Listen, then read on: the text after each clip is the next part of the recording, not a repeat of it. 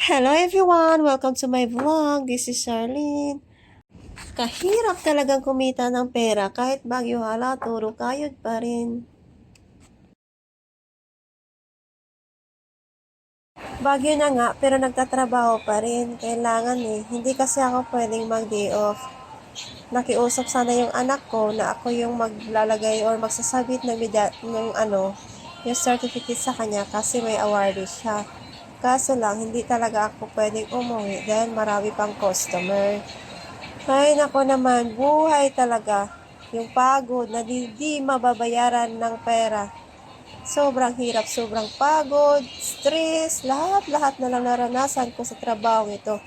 Ang hirap din pala matrabaho sa resort, no? Ganito ang nararanasan ko.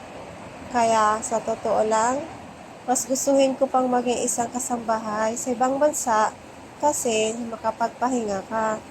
Dito, ang hirap, lalo na pag may bagyo. Lahat ng hirap, daranasin mo.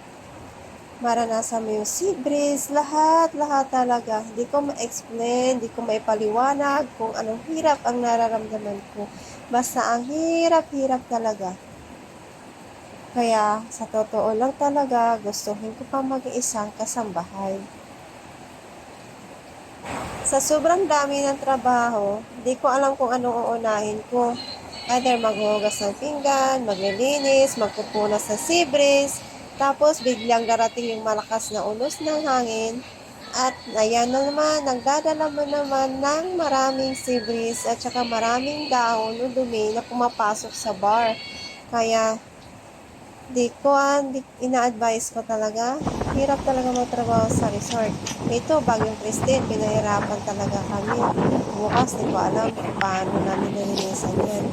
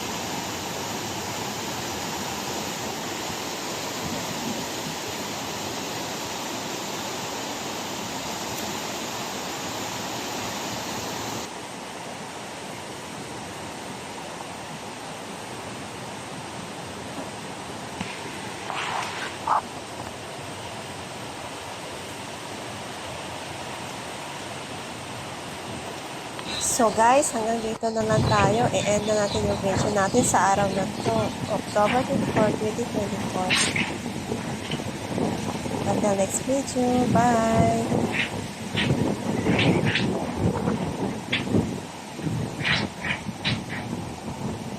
Hi guys! Update na sa atong panahon. Di yun babangbang kakusog ni Christine. Christine na Baguio. Oh my God, Lord. Brown out pa, Jude. Sao na lang ni. Ay, Diyos ko, Lord, help us. Ano ba yan? Pati pangisog sa dagat, oh. Oh, grabe hangin. Makahadlok, oh my God, Lord. Oh.